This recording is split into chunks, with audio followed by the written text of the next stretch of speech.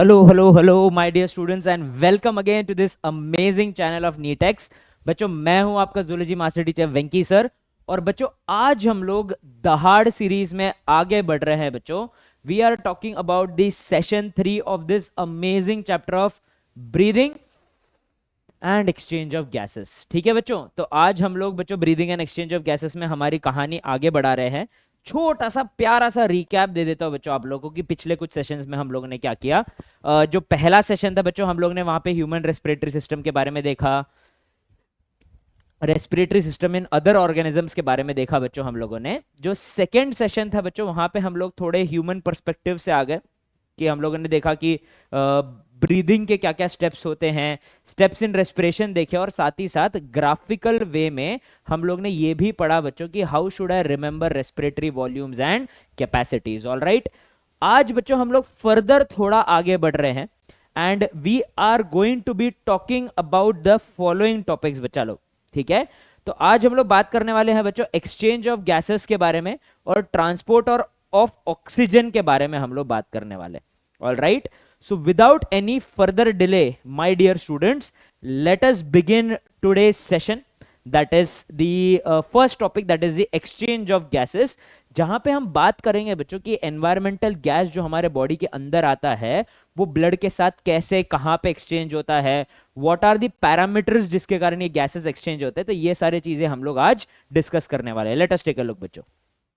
ठीक है, चलिए एक्सचेंज ऑफ गैसेस की अगर हम लोग बात करें, ठीक है, so let us take a look at the exchange of gases. Okay, so exchange of gases होता क्या है बच्चों कि the process of breathing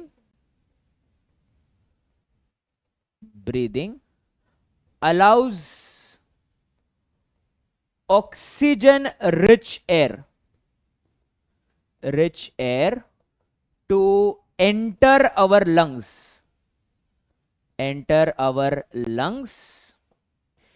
into our alveoli। ठीक है, हमारे लंग्स को एंटर करके हम लोग कहां तक पहुंच जाएंगे बच्चों? एल्वियोलाई तक पहुंच जाएंगे। ठीक है, एक बार हम लोग ने एल्वियोलाई तक पहुंच गए बच्चों, ठीक है, तो उस लेवल पे, एल्वियोलाई के लेवल पे हमें गैसेस को ब्लड के साथ एक्सचेंज करना होगा। ठीक है, so at this level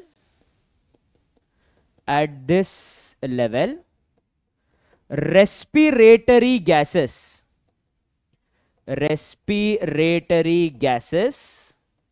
are exchanged with the blood via the diffusion membrane। ठीक है, कौन से मेम्ब्रेन के थ्रू बच्चों? डिफ्यूजन मेम्ब्रेन के थ्रू हम लोग जो ये गैसेस है ना, इसको हम लोग एक्सचेंज कर लेते हैं। ठीक है, so via the diffusion membrane we facilitate the exchange of gases. ठीक है, अब बच्चों ये डिफ्यूजन मेम्ब्रेन क्या है ये समझना बहुत जरूरी है। और डिफ्यूजन मेम्ब्रेन को समझने के लिए ना बच्चों हम लोग इस्तेमाल करेंगे बायो के सबसे इंपॉर्टेंट हथियार का, दैट इज डायग्राम्स। ठीक है, सो चलिए बच्चों एक बार समझ लेते हैं डिफ्यूजन मेम्ब्रेन या जो रेस्पिरेटरी गैसेस का जो एक्सचेंज का मेम्ब्रेन है वो कैसे होता है, एक बार देख लेते हैं। ठीक है, so this is our alveoli. ठीक है, ये क्या है बच्चों? ये है हमारा alveoli.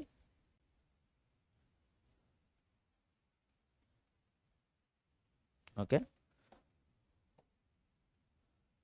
All right, this is our alveoli और ये एल्वियोलाई का एपिथेलियम है बच्चों।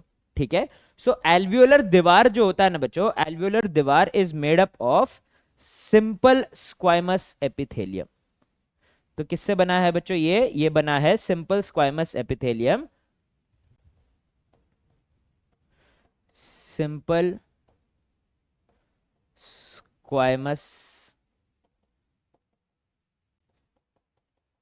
एपिथेलियम किससे बना है बच्चों? ये सिंपल स्क्वाइमस एपिथेलियम से बना हुआ है। ठीक है, जो इसका दूसरा दीवार है ना, दूसरे साइड में बच्चों आप लोगों को क्या मिलेगा? On the other side you will find, एक सेकंड ना बच्चों, ठीक है, ऑन दी अदर साइड बच्चों आपको क्या दिखेगा? On the other side you will find the wall of the blood vessel. ठीक है, जो कैपिलरी एल्वियोलाई के पास से जा रहे हैं ना बच्चों, उसका दीवार जाएगा एकदम पास से। ठीक है, so this is the wall of the blood capillary. ठीक है, this is the wall of the blood capillary, बिल्कुल पास से जा रहा है बच्चों, चिपक के। अब आपको पता है बच्चों, जो हमारा कैपिलरी का दीवार है वो भी एक सिंपल स्क्वाइमस एपिथेलियम से ही बनता है, और इस सिंपल स्क्वाइमस एपिथेलियम का नाम हम लोग क्या रखते हैं बच्चों, हम लोग इसका नाम रखते हैं एंडोथीलियम। तो ये क्या हो जाएगा बच्चों, एंडोथीलियम हो जाएगा, एंडोथीलियम ऑफ कैपिलरी।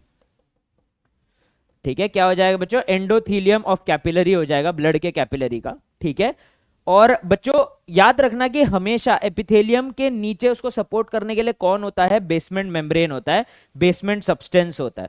ठीक है, तो यहां पे ना बच्चों बहुत सारे बेसमेंट मेम्ब्रेन या बेसमेंट सब्सटेंसेस प्रेजेंट रहेंगे। ठीक है, तो अगर बच्चों समझ लो मैं एक O2 का मॉलिक्यूल हूं। ठीक है, आप लोग बच्चों दीपाली मैम को सनफ्लावर बुलाते हैं, मेरे को O2 का मॉलिक्यूल बुला देना बच्चों, कोई दिक्कत नहीं है। ठीक है, तो अगर ये O2 का मॉलिक्यूल है बच्चों, जो अगर मैं एल्वियोलाई में प्रेजेंट हूं, तो मुझे एल्वियोलाई से ब्लड वेसल के अंदर जाने के लिए कितने लेयर्स को पार करना पड़ेगा, सिंपल स्क्वाइमस एपिथेलियम को पार करना पड़ेगा जो एल्वियोलाई में प्रेजेंट है, मेरे को ये एंडोथीलियम के लेयर को पार करना पड़ेगा बच्चों जो ब्लड वेसल में, और ये जो बीच का लेयर है ना बच्चों, ये जो मिडिल लेयर है, मिडिल में क्या है बच्चों, मिडिल में है बेसमेंट सब्सटेंसेस। ये बेसमेंट सब्सटेंस वाला जो लेयर है इसको भी पार करना पड़ेगा। ठीक है, बेसमेंट सब्सटेंस वाला जो लेयर है इसको भी पार करना पड़ेगा। सिमिलरली अगर बच्चों मैं CO2 हूं जो ब्लड वेसल के अंदर, ब्लड कैपिलरी के अंदर प्रेजेंट है, तो मुझे ब्लड कैपिलरी से एल्वियोलाई में जाने के लिए भी इन 3 लेयर को पार करना पड़ेगा। ठीक है, तो अब हम लोग देख लेते हैं बच्चों, यहां पे लिख भी लेते हैं कि what is this diffusion boundary made up of. The diffusion membrane, the diffusion membrane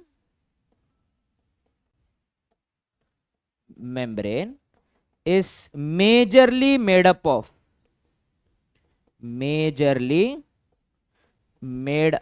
of three layers। ठीक है, कितने लेयर से बना है बच्चों, 3 लेयर से बना है। पहला लेयर क्या हो जाएगा बच्चों, दी सिंपल स्क्वाइमस एपिथेलियम,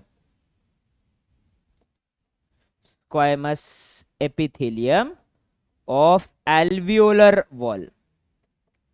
ठीक है, एल्वियोलाई के दीवार का खुद का सिंपल स्क्वाइमस एपिथेलियम, बीच में जो ये बेसमेंट सब्सटेंसेस है जो बच्चों स्क्वाइमस एपिथेलियम ऑफ द एल्वियोलाई को भी सपोर्ट कर रहा है और एंडोथीलियम को भी सपोर्ट कर रहा है वो बच्चों। ठीक है, तो क्या हो जाएगा, बेसमेंट सब्सटेंस, और last but not the least होता है बच्चों the endothelium of capillary,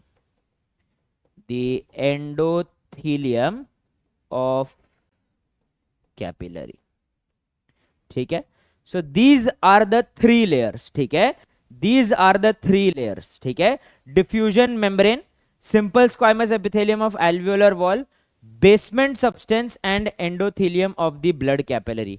these are the 3 layers जिसके थ्रू हमारे जो गैसेस है वो पार करते हैं और बच्चों ब्लड और एल्वियोलाई के बीच में एक प्रकार का एक्सचेंज चलता है।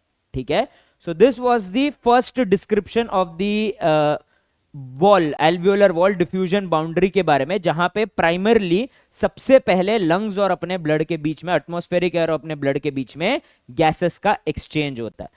अब बच्चों हमें आगे क्या पढ़ना है, आगे it is very very very important conceptual part. याद रखना बच्चों, ये आपको समझना बहुत जरूरी है ताकि आप लोग एक आइडिया बना सको अपने दिमाग में कि हमारे बॉडी के अंदर हमारा ब्लड, हमारा लंग्स, ये सब गैसेस को एक्सचेंज कैसे कर पाता है। और आपको काफी सारे इंटरेस्टिंग मिस्टीरियस जो फिनोमिना है बच्चों जो हमारे अराउंड होते हैं, जैसे कि बच्चों एटमॉस्फेरिक एयर में 70% नाइट्रोजन होने के बावजूद भी नाइट्रोजन न के बराबर हमारे ब्लड में डिफ्यूज करता है। So these are some of the interesting points बच्चों जो कि हम डिस्कवर कर सकते हैं, जिसके बारे में हम लोग बेटर समझ सकते हैं if we understand the concepts की क्या क्या वो पैरामीटर्स है जिसके ऊपर डिफ्यूजन ऑफ गैस निर्भर करता है। ठीक है, so let us take a look at the factors which influence the diffusion of gases.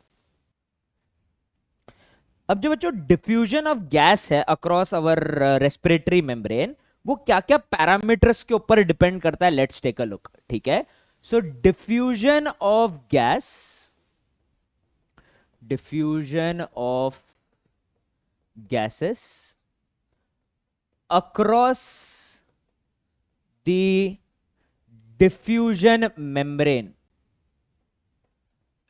diffusion membrane depends upon the following factors, depends upon the following factors। ठीक है, काफी सारे फैक्टर्स के ऊपर डिपेंड करता है बच्चों।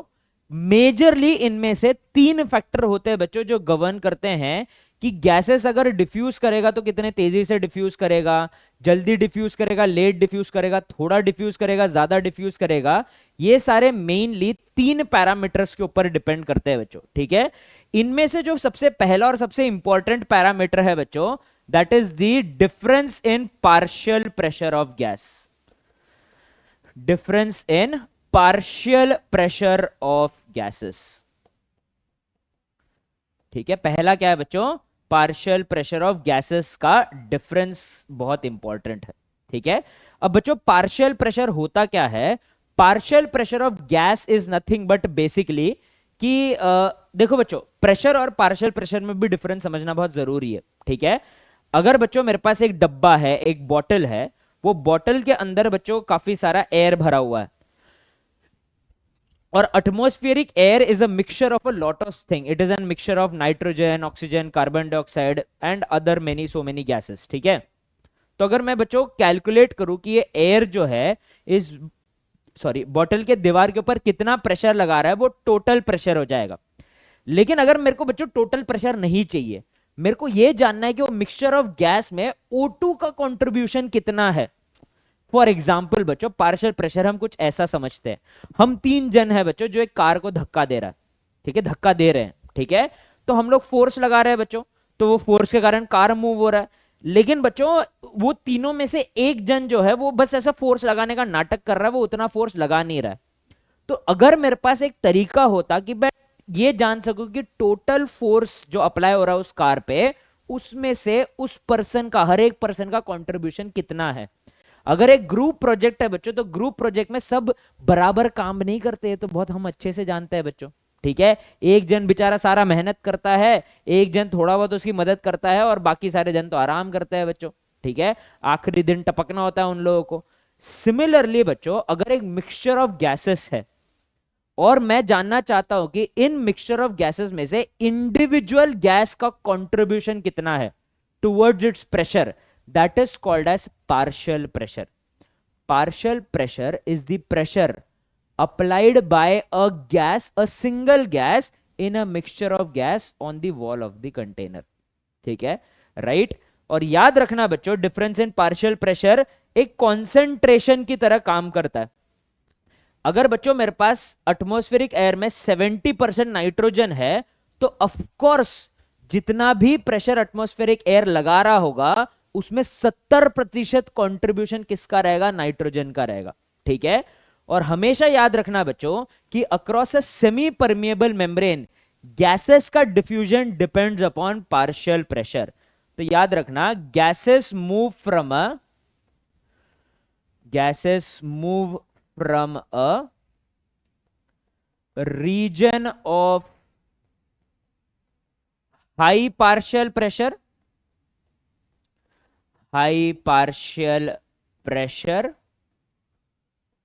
to the region of low partial pressure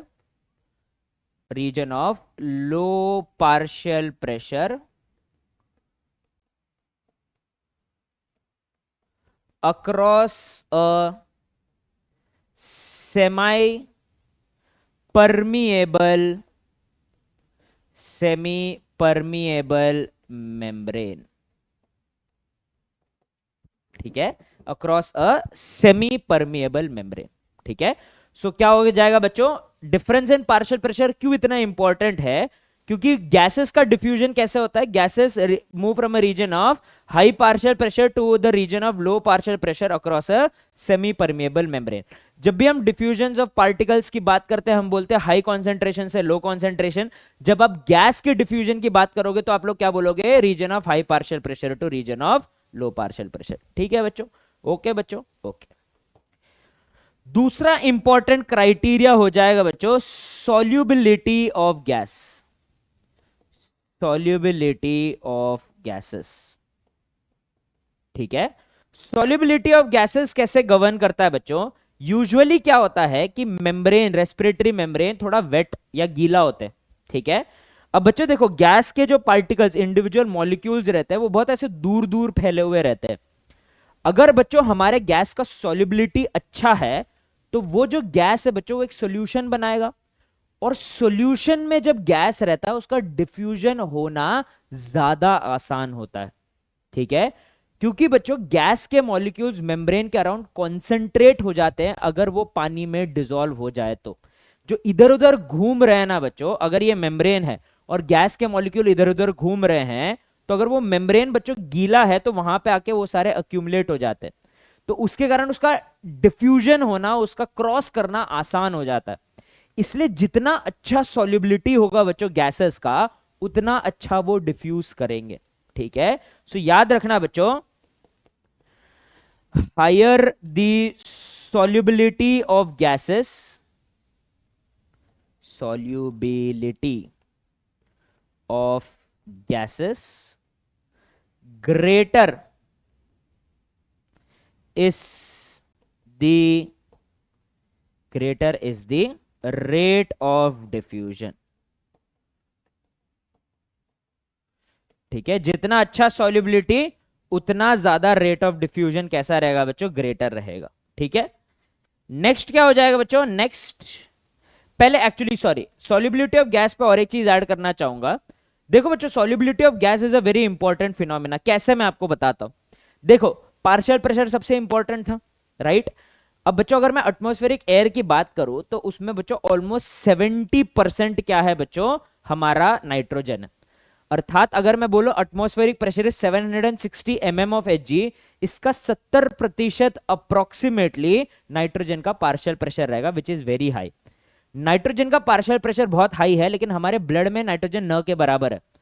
तो बच्चों from a higher concentration to lower concentration, higher partial pressure to lower partial pressure, जल्दी नाइट्रोजन को हमारे ब्लड में चले जाना चाहिए। लेकिन आज भी बच्चों हमारे ब्लड में न के बराबर ही नाइट्रोजन होता है, क्योंकि नाइट्रोजन हमारे एल्वियोलाई से डिफ्यूज नहीं कर पाता है। और इसका सबसे बड़ा रीजन ये है, even though it has such a big difference in partial pressure, इस चीज का सबसे बड़ा रीजन यही है कि नाइट्रोजन का सॉल्युबिलिटी बहुत पुअर है बच्चों, बहुत ही ज्यादा। आपको कुछ ज्यादा ही डिफरेंस इन पार्शियल प्रेशर देना होगा बच्चों, तब जाके नाइट्रोजन डिफ्यूज करेगा, नहीं तो वो नहीं करेगा, राइट। सो याद रखना बच्चों कि डिफरेंस इन पार्शियल प्रेशर जो होता है वो बहुत हाई होना चाहिए फॉर नाइट्रोजन टू डिफ्यूज, ठीक है। और क्योंकि उसका सॉल्युबिलिटी बहुत ज्यादा पुअर है। अगर मैं सॉल्युबिलिटी की बात करूं, one of the highest solubility CO2 show करता है, ठीक है। The solubility of CO2 is 20 to 25 times higher than O2, higher than O2। For example बच्चों अगर मेरे पास 1 mm ऑफ Hg के प्रेशर के डिफरेंस में x amount of O2 molecules diffuse करते हैं, तो उसका मतलब है बच्चों कि 1 mm ऑफ Hg के पार्शियल प्रेशर के डिफरेंस में 20 to 25x molecules of CO2 cross करेंगे। इसका मतलब है अगर O2 और CO2 दोनों को मैं अगर कंपेयर करूं तो कम पार्शियल प्रेशर में ज्यादा डिफ्यूजन CO2 दिखाएगा, ठीक है। देखो O2 भी डिफ्यूज हो सॉल्युबल है बच्चों, तो वो भी डिफ्यूज करेगा, लेकिन 20 से 25 गुना ज्यादा डिफ्यूज करने की कैपेबिलिटी रखता है CO2। क्यों बच्चों? क्योंकि उसका सॉल्युबिलिटी 20 से 25 गुना ज्यादा है। ठीक है, ऑलराइट। और नाइट्रोजन बिल्कुल न के बराबर सॉल्युबिलिटी शो करता है। सो N2 shows very poor solubility. क्या शो करता है बच्चों? बहुत ज्यादा पुअर सॉल्युबिलिटी शो करता है। ठीक है, number 3, last but not the least है बच्चों, ये सबके लिए सेम है। ये मैटर जरूर करता है, लेकिन अगर मैं अलग अलग गैसेस की बात करूं तो उतना मैटर नहीं करेगा, क्योंकि ये एक बॉडी का बच्चों स्ट्रक्चर है, कंडीशन है, जो सारे गैसेस के लिए बिल्कुल बराबर रहने वाला है, कि diffusion of gases also depends upon the thickness of membrane. अब बच्चों थिकनेस ऑफ मेम्ब्रेन तो सबके लिए सेम है, दैट इज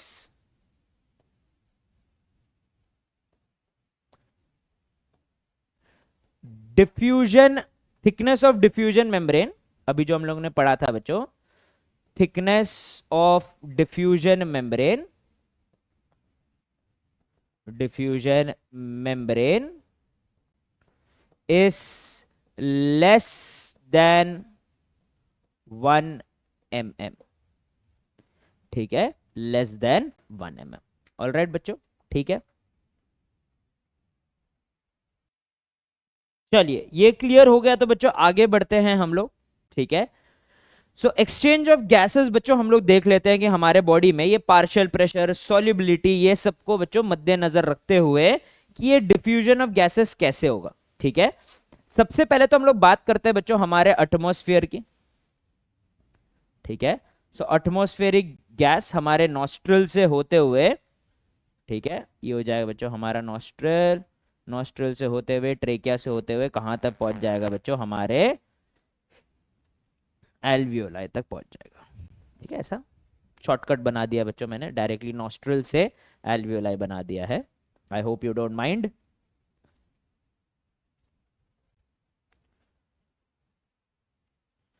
ओके,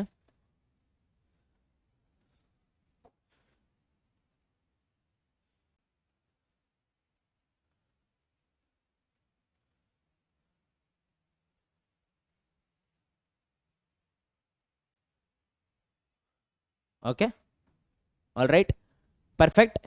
अब बच्चों हम लोग बात करते हैं O2 और CO2 की। ठीक है, तो एक लाइन ड्रॉ कर देता बच्चों ऐसा बीच में, एक साइड हम बात करेंगे O2 की और दूसरे साइड हम लोग बात करेंगे CO2 की। ठीक है, तो अगर मैं सबसे पहले बात करूं सिर्फ और सिर्फ O2 की बात करता हूं बच्चों मैं फिलहाल। ठीक है, सो O2 जो होता है ना बच्चों, O2 is present in our atmosphere, right? So partial pressure of O2, partial pressure of O2, PO2 जो होता है ना बच्चों, pressure of O2, partial pressure, अरे sorry, partial pressure of O2 atmosphere में होता है बच्चों 159 mm ऑफ Hg। याद रखना बच्चों, अभी सारे जो यूनिट है प्रेशर के वो mm ऑफ Hg में ही है। ठीक है, कितना होता है? 159 mm ऑफ Hg का प्रेशर होता है एटमॉस्फेयर में। ठीक है, और बच्चों याद रखना कि जो हमारा O2 या एटमॉस्फेरिक एयर अंदर आएगा वो इस पार्शियल प्रेशर के कारण नहीं है बच्चों। एटमॉस्फेयर से जो एल्वियोलाई तक एयर पहुंचेगा वो तो ब्रीदिंग के कारण है बच्चों, जो हम लोग वॉल्यूम बढ़ाए, पल्मोनरी प्रेशर कम किए, बढ़ाए, उसके कारण है बच्चों। हमारे हवा का, एटमॉस्फेयर के हवा का अंदर आना और अपने अंदर का हवा बाहर जाने में पार्शियल प्रेशर का कोई रोल नहीं है, ये बस ऐसे दे दिया है बच्चों समझने के लिए। ठीक है, सो ये वाला जो एयर है, ये वाला जो O2 है बच्चों, हमारे नॉस्ट्रल से होते हुए it will reach our alveoli. Alveoli में PO2 कितना होता है पता है क्या बच्चों? एल्वियोलाई में PO2 होता है 104 mm ऑफ Hg। कितना हो जाएगा बच्चों? 104 mm ऑफ Hg हो जाएगा। ठीक है, अब ये 104 mm ऑफ Hg वाले जो ऑक्सीजन है, इसको उठाने के लिए आ जाता है बच्चों यहां पे हमारा डीऑक्सीजनेटेड ब्लड। कौन आ जाएगा बच्चों? डीऑक्सीजनेटेड ब्लड आ जाएगा। ठीक है, क्या है बच्चों, ये हमारा डीऑक्सीजनेटेड ब्लड है। ठीक है, so this is the deoxygenated blood. ठीक है, क्या हो जाएगा बच्चों, ये डीऑक्सीजनेटेड ब्लड हो जाएगा। डीऑक्सीजनेटेड ब्लड जो है ना बच्चों, वो क्या करेगा, एल्वियोलाई से, देखो डीऑक्सीजनेटेड ब्लड का पार्शियल प्रेशर ऑफ O2 कितना होता है, डीऑक्सीजनेटेड ब्लड का पार्शियल प्रेशर ऑफ O2 होता है बच्चों 40 mm ऑफ Hg। तो हायर पार्शियल प्रेशर पे कौन है बच्चों, एल्वियोलाई है। ये क्या है बच्चों, ये हमारा एल्वियोलाई है। तो एल्वियोलाई जो है ये हायर पार्शियल प्रेशर पे है, और PO2 इन दी डीऑक्सीजनेटेड ब्लड लो पार्शियल प्रेशर पे है। तो ऑक्सीजन कहां से कहां मूव करेगा बच्चों, it will move from the alveoli into the deoxygenated blood. क्या हो जाएगा बच्चों, it will move from alveoli into the deoxygenated blood. अब बच्चों इतना बढ़िया सुंदर सुंदर ऑक्सीजन लेके जो हमारा डीऑक्सीजनेटेड ब्लड है वो कन्वर्ट हो जाएगा बच्चों into oxygenated blood. It will get converted into oxygenated blood. अब एक बार जब ये ऑक्सीजनेटेड ब्लड में कन्वर्ट हो गया है बच्चों, तो इसका पार्शियल प्रेशर भी बढ़ जाएगा। Its partial pressure will also increase, that is obvious. ठीक है,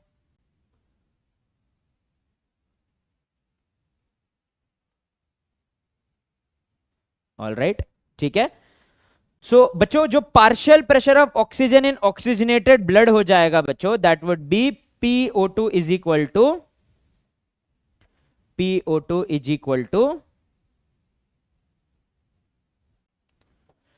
PO2 is equal to 95 mm of Hg।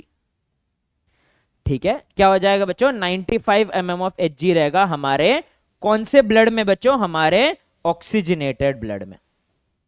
This is our oxygenated blood. ठीक है, अब बच्चों ऑक्सीजनेटेड ब्लड कहां जाएगा, हार्ट उसको पंप करेगा पूरे बॉडी में। बॉडी से घूमते घूमते घूमते घूमते घूमते वो कहां पहुंच जाएगा बच्चों, ये पहुंच जाएगा हमारे टिश्यूज के पास। तो ये रहा बच्चों हमारा सुंदर सा टिश्यूज। ठीक है, कौन है बच्चों, ये हमारे सुंदर से टिश्यूज है।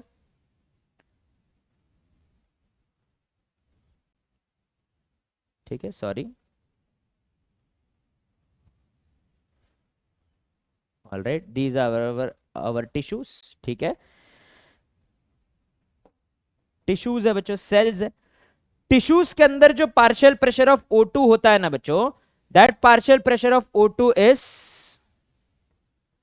40 mm ऑफ Hg। कितना है बच्चों, 40 mm ऑफ Hg है। तो बच्चों हमारा ऑक्सीजन कहां से कहां जाएगा, हमारा ऑक्सीजन ऑक्सीजनेटेड ब्लड से टिश्यूज के अंदर चल जाएगा, क्योंकि ये हायर पार्शियल प्रेशर पे है और ये लोअर पार्शियल प्रेशर पे। ठीक है, सो बच्चों एयर का movement, diffusion of gases mainly depends upon the partial pressure of gas. ठीक है, तो एटमॉस्फेरिक एयर को जब हम लोग ब्रीद इन करते हैं तो एल्वियोलाई में आ जाता है, जहां पे उसका partial pressure 104 mm of Hg है। ठीक है, 104 mm ऑफ Hg के पार्शियल प्रेशर में वो क्या करता है बच्चों, डीऑक्सीजनेटेड ब्लड की तरफ डिफ्यूज कर देता है, क्योंकि air always diffuses from a region of higher partial pressure to lower partial pressure. 104 mm of Hg का प्रेशर है एल्वियोलाई में, और सिर्फ 40 mm ऑफ Hg का प्रेशर है डीऑक्सीजनेटेड ब्लड में। तो बच्चों एयर कहां से कहां मूव करेगा, ऑक्सीजन कहां से कहां मूव करेगा, एल्वियोलाई से डीऑक्सीजनेटेड ब्लड की तरफ। ऑक्सीजन लेके डीऑक्सीजनेटेड ब्लड हो जाएगा खुश, खुश होके वो बन जाएगा ऑक्सीजनेटेड। ऑक्सीजनेटेड ब्लड घूमते घूमते घूमते जाएगा बच्चों टिश्यूज के पास। टिश्यू में सिर्फ 40 mm ऑफ Hg का O2 का पार्शियल प्रेशर है, ऑक्सीजनेटेड ब्लड में 95 है। Again from higher to lower diffuse होगा, और क्या हो जाएगा बच्चों, oxygen will move from the oxygenated blood to the tissues. ठीक है, तो बच्चों कहां से स्टार्ट किए थे बच्चों हम लोगों ने, जब हमारा O2 एल्वियोलाई से डीऑक्सीजनेटेड ब्लड में जाएगा, इसको हम लोग बुलाएंगे एक्सटर्नल रेस्पिरेशन। ठीक है, और जब हमारे ऑक्सीजनेटेड ब्लड से टिश्यूज की तरफ O2 जाएगा तो इसको हम लोग बुलाएंगे बच्चों इंटरनल रेस्पिरेशन। ठीक है, चलिए perfect. Now let us talk about CO2। CO2 का पार्शियल प्रेशर इन टिश्यूज जो होता है बच्चों, that is partial pressure of CO2 is 45 mm of Hg। कितना होता है बच्चों? 45 mm of Hg। So PCO2 is equal to 45 mm of Hg। ठीक है, और ऑक्सीजनेटेड ब्लड में PCO2 होता है बच्चों 40 mm ऑफ Hg। तो कौन हायर है बच्चों? टिश्यूज हायर है। और कौन लोअर है बच्चों? ऑक्सीजनेटेड ब्लड लोअर है। तो कहां से कहां जाएगा बच्चों? CO2 टिश्यू से ऑक्सीजनेटेड ब्लड में चले जाएगा। ऑक्सीजनेटेड ब्लड में अगर ये चले गया बच्चों तो क्या हो जाएगा? हमारा ऑक्सीजनेटेड ब्लड कन्वर्ट हो जाएगा डीऑक्सीजनेटेड ब्लड में। डीऑक्सीजनेटेड ब्लड में जब वो कन्वर्ट हो जाएगा तो वहां पे पार्शियल प्रेशर ऑफ CO2 कितना है? पार्शियल प्रेशर ऑफ CO2 यहां पे है बच्चों 45 mm ऑफ Hg। ठीक है, ये deoxygenated blood 45 mm of Hg के पार्शियल प्रेशर वाले CO2 को लेके पहुंच जाएगा एल्वियोलाई के पास। एल्वियोलाई के पास जो पार्शियल प्रेशर ऑफ CO2 है वो है 40। तो एल्वियोलाई में CO2 का कॉन्सेंट्रेशन या पार्शियल प्रेशर है कम, हमारे बच्चों डीऑक्सीजनेटेड ब्लड में है ज्यादा। तो एयर कहां से कहां मूव करेगा बच्चों? From the deoxygenated blood into the alveoli. ठीक है, और फिर बच्चों हम लोग जब ब्रीद आउट करेंगे तो अब बच्चों पार्शियल प्रेशर का कोई रोल नहीं है, लेकिन जो ये CO2 है ना बच्चों, ये बाहर चले जाएगा। कहां बच्चों? ये बाहर चले जाएगा एटमॉस्फेयर में।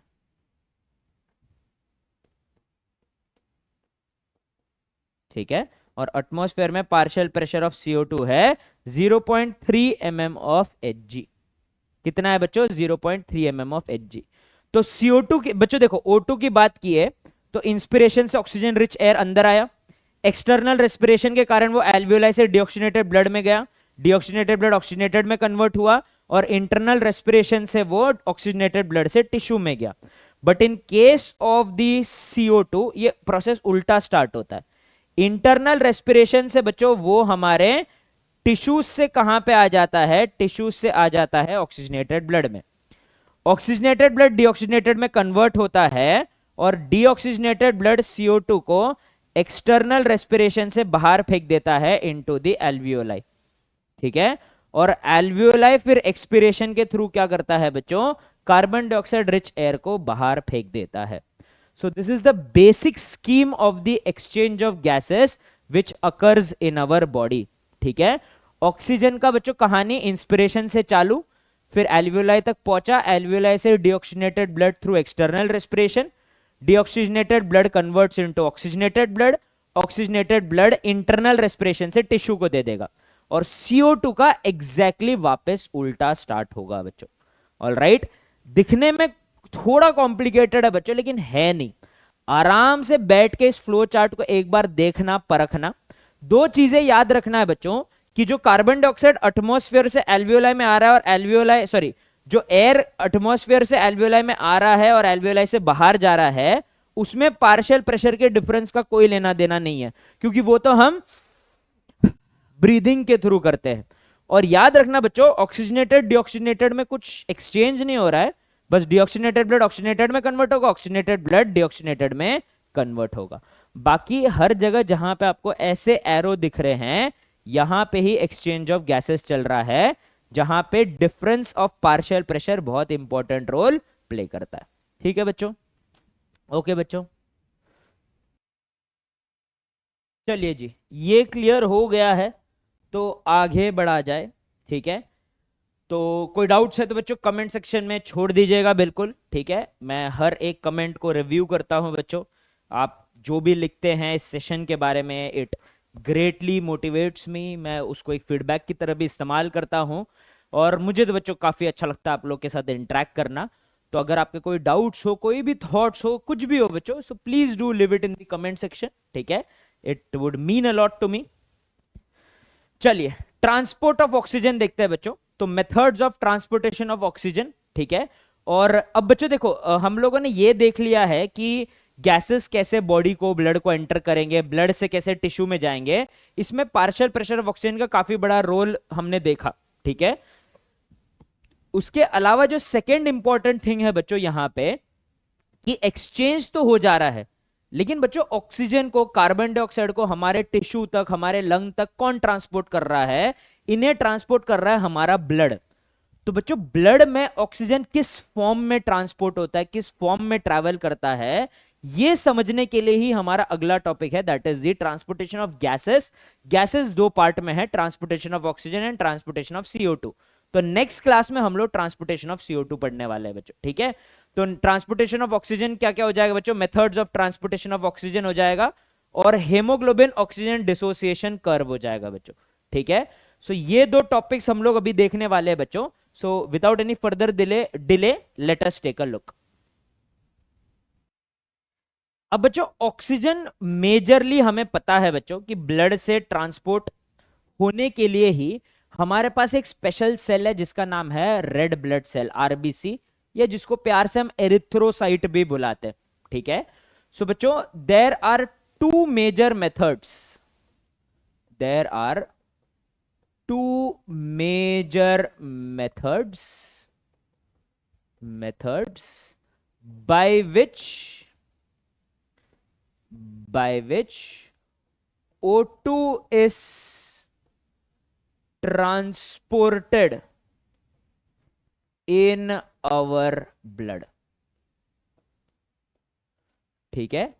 दो मेजर मेथड है बच्चों जिससे O2 जो है हमारे ब्लड में ट्रांसपोर्ट होता है, ठीक है।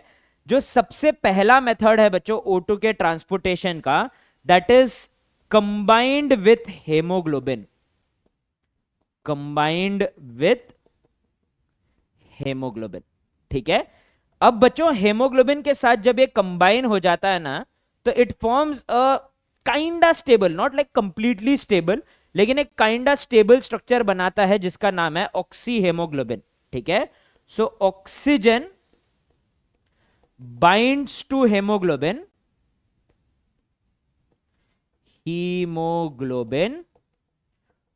to form oxyhemoglobin,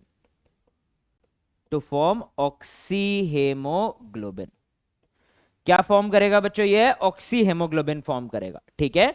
और जो दूसरा है ना बच्चों, दूसरा वो है डिजोल्व्ड इन प्लाज्मा,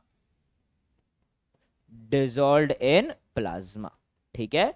सो जो थोड़ा बहुत ऑक्सीजन है बच्चों, देखो पानी में तो ऑक्सीजन घुल ही सकता है, अरे घुल सकता है ना, ऑक्सीजन पानी में घुल सकता है बच्चों, बिल्कुल घुल सकता है। गलती से भी ना मत बोल देना सर पानी में ऑक्सीजन नहीं घुल सकता है, क्योंकि बच्चों आप फिर जिम्मेदार रहोगे इस दुनिया के सारे एक्वेटिक और मराइन लाइफ के मरने के लिए। बच्चों अगर पानी में ऑक्सीजन नहीं घुल सकता है तो फिर बच्चों जो एक्वेटिक जानवर है उनको ऑक्सीजन कहां से मिल रहा है, एटमॉस्फेरिक ऑक्सीजन पानी में डिसॉल्व होगा तभी तो बच्चों उन्हें ऑक्सीजन मिलेगा, right. So oxygen can dissolve in water, तो सिमिलरली बच्चों हमारे प्लाज्मा में वाटर है, ठीक है। सो ऑक्सीजन उसके साथ डिसॉल्व हो जाता है, ठीक है। सो O2 dissolves in the water present in plasma, ठीक है। तकरीबन बच्चों 98%, ठीक है, 97 to 98% बोलते हैं हम लोग, ठीक है। ऐसा समझ लो बच्चों सबसे मेजॉरिटी परसेंट, ठीक है। अगर मैं एग्जैक्टली एनसीईआरटी के हिसाब से लिखूं तो 97% of oxygen gets transported in form of oxyhaemoglobin, और सिर्फ 2 to 3% जो है it gets dissolved in plasma, ठीक है। अब और एक चीज याद रखना बच्चों, हमारा हेमोग्लोबिन ऑक्सीजन को कैरी करेगा तो उसके कुछ रूल्स है। सबसे पहला तो बच्चों आप लोग हेमोग्लोबिन को समझने की कोशिश कीजिए। हेमोग्लोबिन क्या होता है बच्चों, haemoglobin is a,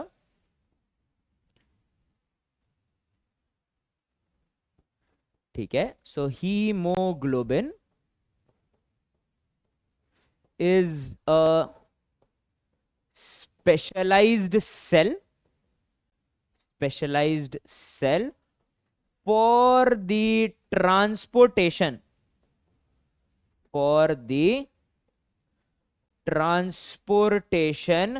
of O2, ठीक है।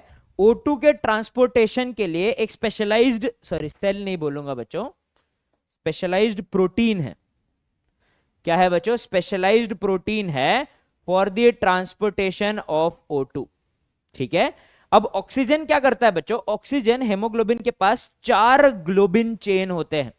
उन चारों ग्लोबिन के चेन में सेंटर में एक हीम सेंटर होता है जिसमें आयरन प्रेजेंट होता है। ठीक है, so each HB molecule has 4 globin chain.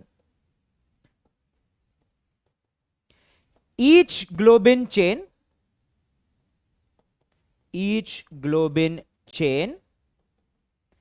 has an heme center.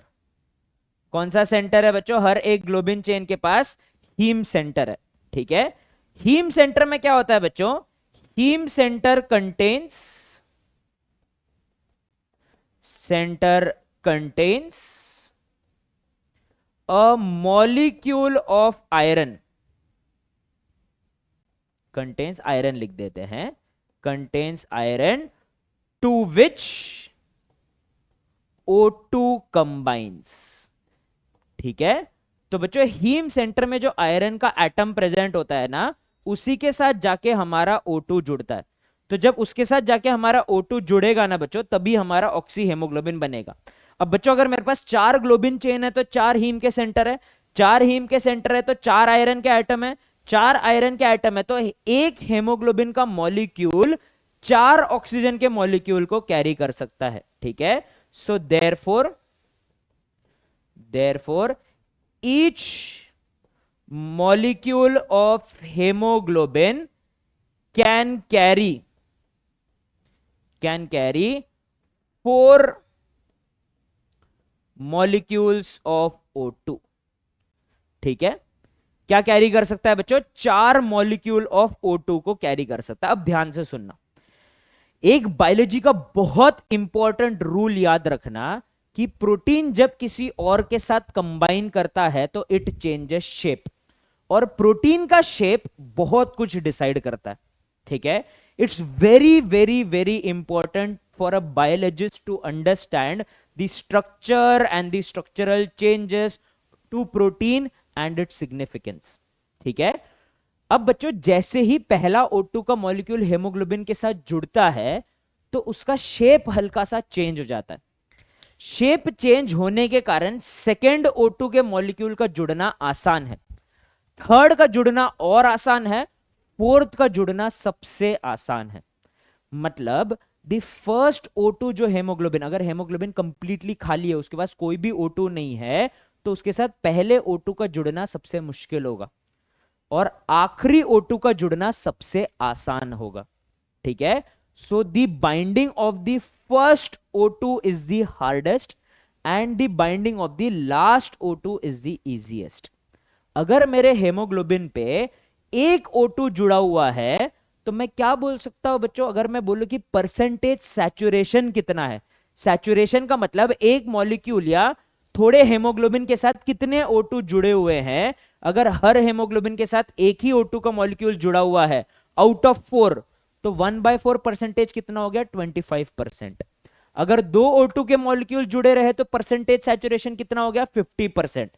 3 जुड़े रहे तो 75% और 4 के 4 जुड़े रहे तो 100% सैचुरेशन होता है। Saturation of O2 and haemoglobin का मतलब है कितने O2 हेमोग्लोबिन के साथ जुड़े हुए हैं, और मैक्सिमम 4 जुड़ सकते हैं। ठीक है, इससे मुझे पता चलता है बच्चों कि मेरे ब्लड में O2 की मात्रा कितनी है, और दूसरा यह भी पता लगता है कि क्या हमारा हेमोग्लोबिन इनफ ऑक्सीजन कैरी कर रहा है कि नहीं कर रहा है। ठीक है, तो बच्चों ये हेमोग्लोबिन और O2 के रिश्ते को समझने के लिए ही हम लोग एक टॉपिक पढ़ते हैं जिसका नाम है ऑक्सीजन डिसोसिएशन कर्व। अब ये ऑक्सीजन डिसोसिएशन कर्व क्या बोलता है बच्चों, कि काफी सारे फैक्टर्स है जो डिसाइड करते हैं कि O2 और हेमोग्लोबिन एक दूसरे के साथ जुड़ेंगे कि नहीं जुड़ेंगे। ठीक है, so the binding of O2 and HB chiefly depends upon depends upon the partial pressure of O2। ठीक है, चीफली किस पे डिपेंड करने वाला है बच्चों? Partial pressure of O2। अर्थात higher the partial pressure, higher is the binding, higher is the saturation. ठीक है, कैसा रिश्ता है बच्चों? डायरेक्ट प्रोपोर्शनैलिटी का रिश्ता है। Higher is the partial pressure of O2, higher is the binding affinity. अर्थात जितना ज्यादा पार्शियल प्रेशर उतना ज्यादा बाइंडिंग होगा O2 और हेमोग्लोबिन का। ठीक है, और एक चीज याद रखना बच्चों कि कुछ और फैक्टर भी O2 और HB के बाइंडिंग को इन्फ्लुएंस करते हैं। ठीक है, so some other factors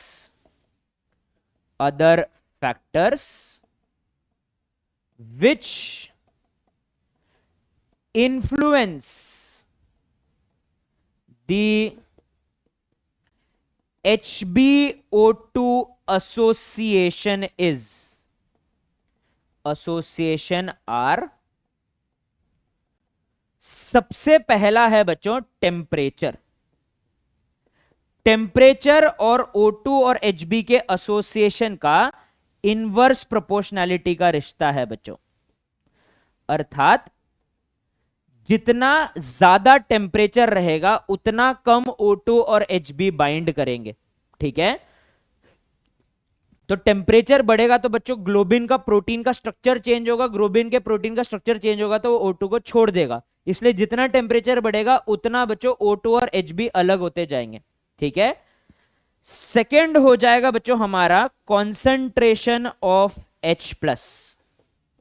again अगर H+ बढ़ेगा तो एसिडिटी बढ़ेगा, एसिडिटी बढ़ेगा तो प्रोटीन का शेप चेंज होगा, प्रोटीन का शेप चेंज होगा तो बच्चों O2 और Hb एक दूसरे के साथ जुड़ नहीं पाएंगे। तो ये भी इनवर्सली प्रोपोर्शनल है एसोसिएशन से। ठीक है, तीसरा हो जाएगा बच्चों pH। pH घटेगा तो एसिडिटी बढ़ेगा। ठीक है, सो ये डायरेक्टली प्रोपोर्शनल है बच्चों। pH घटेगा तो एसोसिएशन घटेगा, pH बढ़ेगा तो एसोसिएशन बढ़ेगा। और last but not the least है बच्चों partial pressure of CO2। CO2 जितना बढ़ेगा ना बच्चों उतना ज्यादा CO2 भी जाके हेमोग्लोबिन से बाइंड करने वाला है।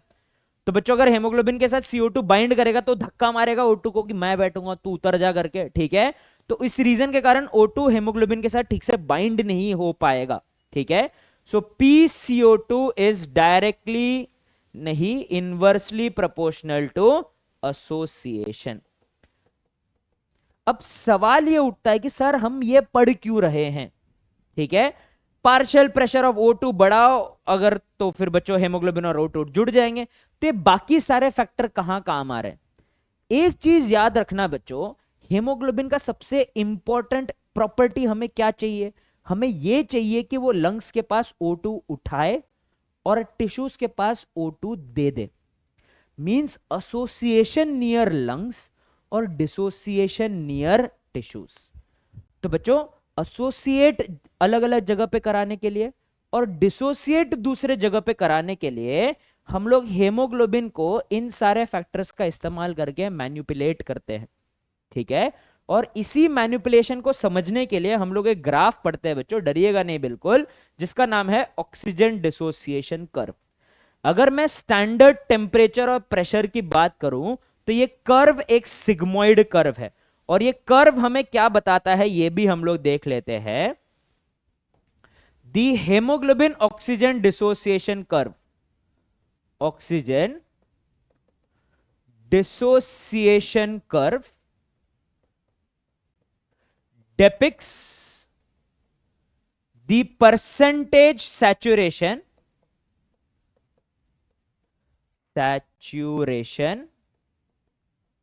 of Hb with O2। मतलब कितना O2 हेमोग्लोबिन के साथ बाइंड हुआ है। अगर मैं 25% की बात करूं इसका मतलब है कि एक O2 हेमोग्लोबिन कैरी कर रहा है, 50 की बात करूं तो 2 कैरी कर रहा है, 75 की बात करूं तो 3 कैरी कर रहा है, 100 मतलब 4 में से 4 कैरी कर रहा है। ठीक है, तो percentage saturation of Hb with O2 against, plotted against, ठीक है, plotted against partial pressure of O2,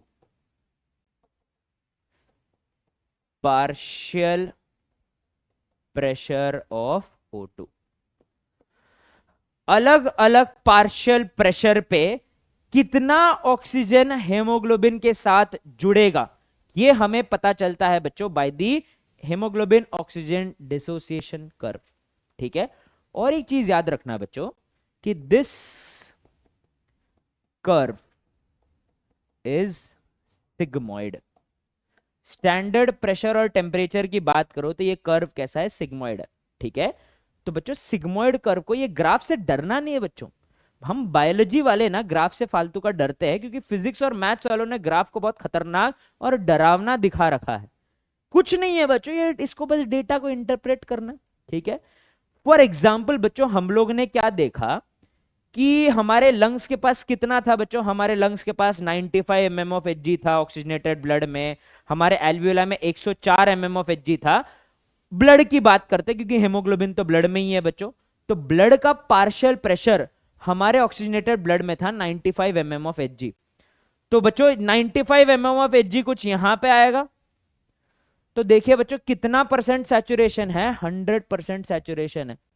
इसका मतलब है ऑक्सीजनेटेड ब्लड में 4 में से 4 ऑक्सीजन हेमोग्लोबिन के साथ जुड़े हुए हैं, परफेक्ट।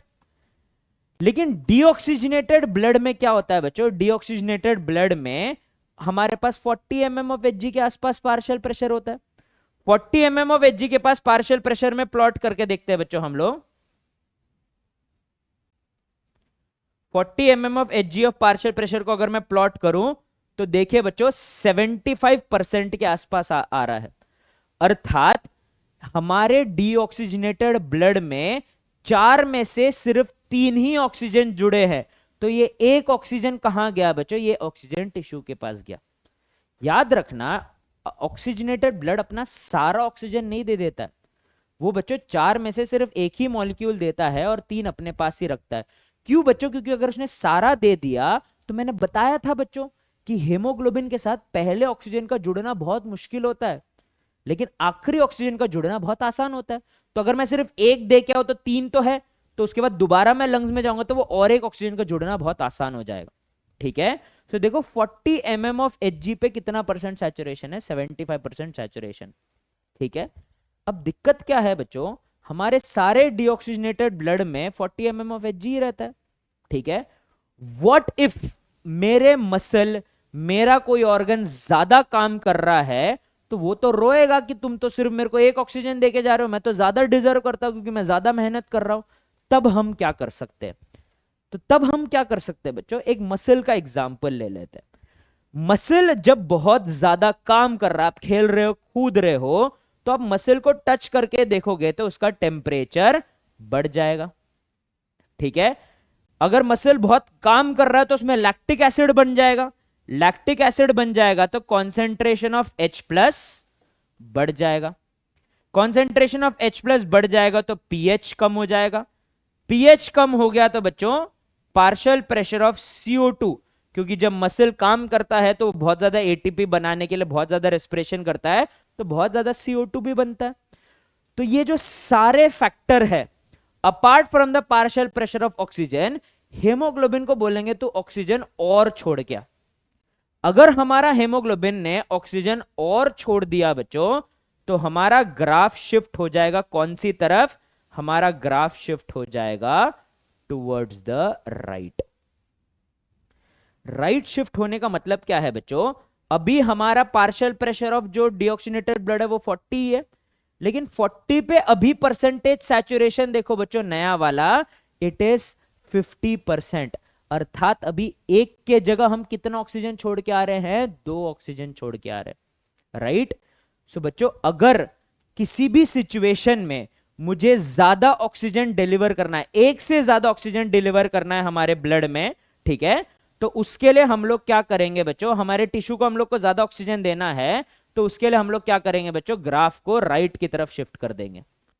ठीक है, तो जब भी आपको अपने टिश्यूज को ज्यादा ऑक्सीजन देना है, you will shift the curve towards the right. Right shift से क्या होता है बच्चों, डिसोसिएशन बढ़ता है। ठीक है, डिसोसिएशन ऑफ HbO2 इंक्रीसेस, अर्थात आप हेमोग्लोबिन और ऑक्सीजन के बीच में ज्यादा ब्रेकअप करा देते हो। ठीक है, ज्यादा ही दरार डाल देते हो बच्चों, तो दोनों एक दूसरे को बिल्कुल पसंद नहीं करते, छोड़ देते। ठीक है, ऑन दी अदर हैंड बच्चों, जब भी मैं लंग्स के पास जाऊं, मैं चाहता हूं कि जितना जल्दी हो सके उतना जल्दी ऑक्सीजन हेमोग्लोबिन के साथ जुड़ जाए। तो मैं क्या कर सकता हूं बच्चों, हमारे लंग्स के पास क्या होगा, लंग्स के पास बच्चों लंग्स गीला होता है, उसके कारण लेटेंट हीट ऑफ वेपराइजेशन के कारण टेम्परेचर कम हो जाता है, वेपर्स बन जाते हैं। टेम्परेचर कम होने के साथ साथ लैक्टिक एसिड जो है वो ऑक्सीडाइज होकर रिमूव भी हो सकता है, वहां पे हाई अमाउंट ऑफ ऑक्सीजन है, तो कॉन्सेंट्रेशन ऑफ H+ कम हो जाता है। कॉन्सेंट्रेशन ऑफ H+ कम हो जाता है तो pH बढ़ जाता है, pH बढ़ जाता है तो बच्चों, और CO2 भी बाहर चल जाता है, इसलिए पार्शियल प्रेशर ऑफ CO2 भी कम हो जाता है। ये सारे कंडीशन परफेक्ट है हेमोग्लोबिन और ऑक्सीजन को जोड़ने के लिए। देखो बच्चों, ये सारे कंडीशन हमने लिखे थे।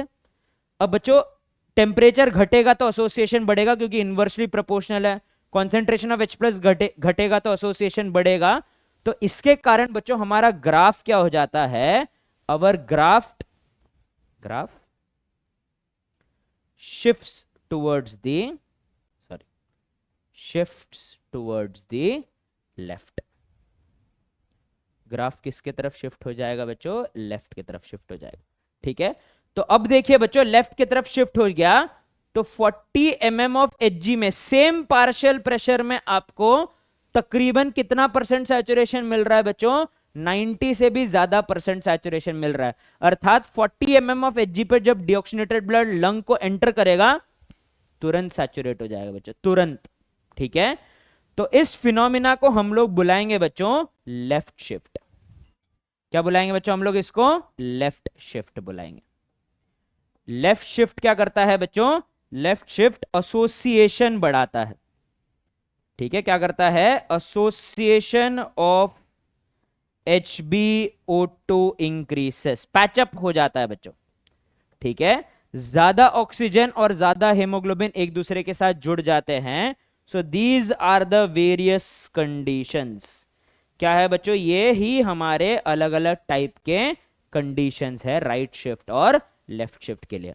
आपको बस ये कंडीशन याद रखना है, और आपको ये याद रखना है कि राइट शिफ्ट होने पे क्या होता है और लेफ्ट शिफ्ट होने पे क्या होता है।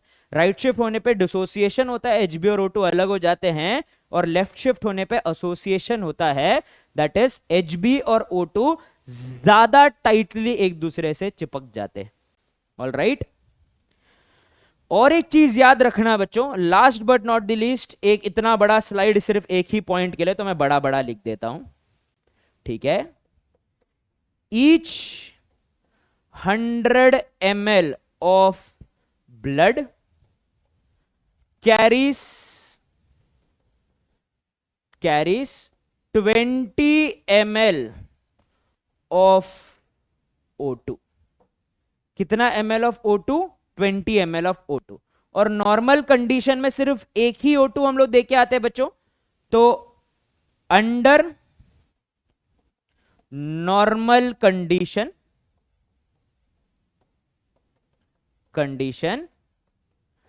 100 ml of blood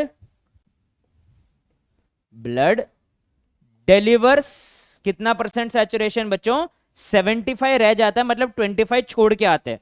so delivers 25% of 20 is 5 ml of O2। 100 ml of blood 20 ml of O2 carry करते हैं।